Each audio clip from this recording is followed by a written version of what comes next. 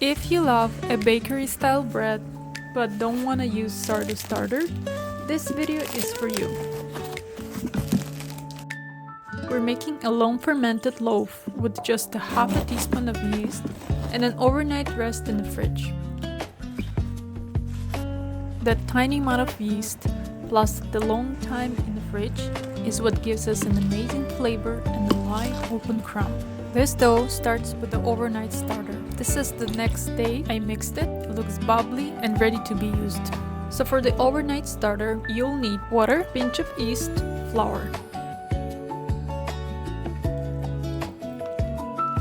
Mix it in a bowl and let it ferment for about 12 to 18 hours until you're ready to make the dough.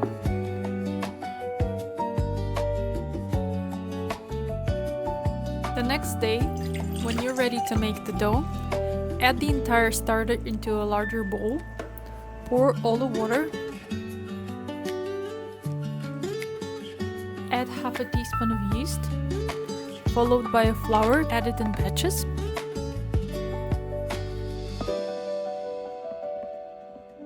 Sprinkle 8 grams of salt.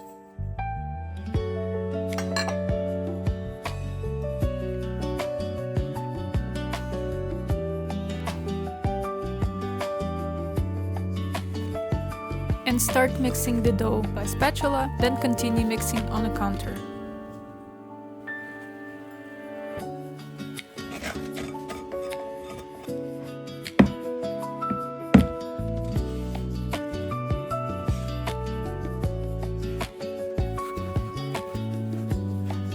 You can totally mix this dough in a stand mixer. Just add all the ingredients into a bowl and mix for about 4 to 5 minutes. Knead the dough by hand for about 5 to 8 minutes until the dough looks smooth, slightly tacky, and you feel that it's elastic. You don't need to chase a perfect window pane here. Just aim for a cohesive and stretchy dough.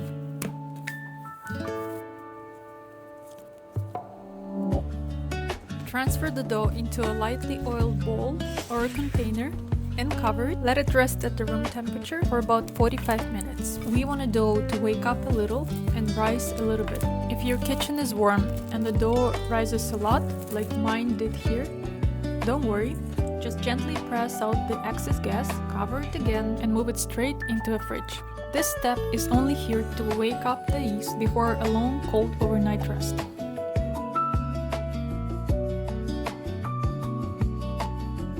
Next day, take the dough out of the fridge, and now we can shape our small loaves.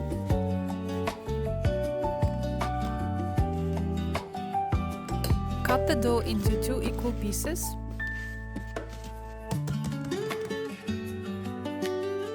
Pre-shape the dough into a loose ball or oval, buckling the edges underneath for a bit of a surface tension. This little rest relaxes the gluten and makes the final shaping easier. Cover it with a towel and let it rest for about 15 to 20 minutes. Here I'm showing you how to shape the bread. The main goal here is to create a tension. Just follow me here for a shaping method.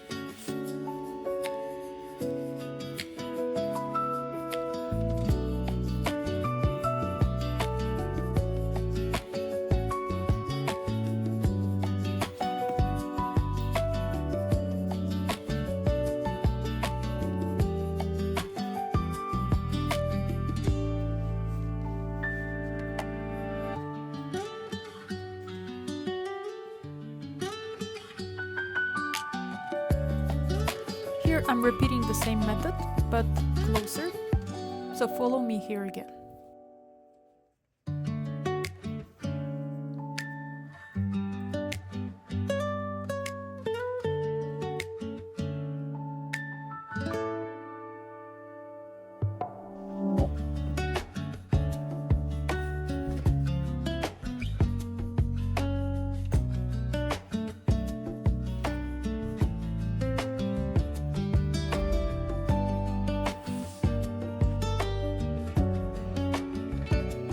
I proofed these small loaves on a baking cloth.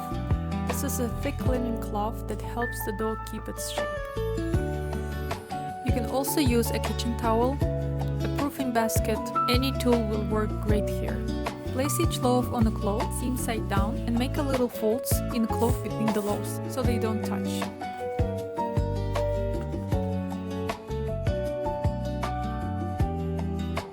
Cover them with a towel and let the dough rise for about 40 to 60 minutes until it looks puffy. When you press the dough gently with a finger, the mark should come back slowly, not fast. While the dough is rising, preheat the oven into 230 degrees Celsius or 445 Fahrenheit. Preheat a baking stone or a heavy tray. You can also use a Dutch oven here if you like, but a hot tray works well for the small loaves. I use a sheet of baking paper so I can move my loaves easily. When the dough is ready, gently move each piece into a baking paper. Be gentle so you keep all the air inside. Score each loaf with cuts on the top. Bake for about 20 to 25 minutes until the loaves are deep golden color. I also use a hot cast iron pan to generate the steam by adding ice.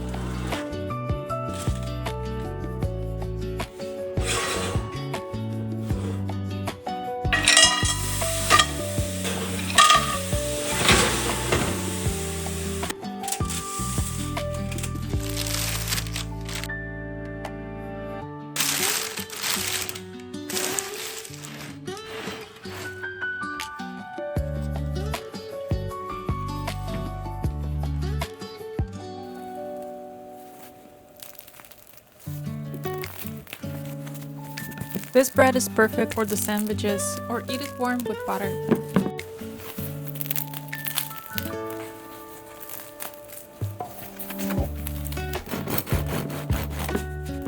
If you enjoyed this video, please like, leave a comment, and subscribe for more baking recipes.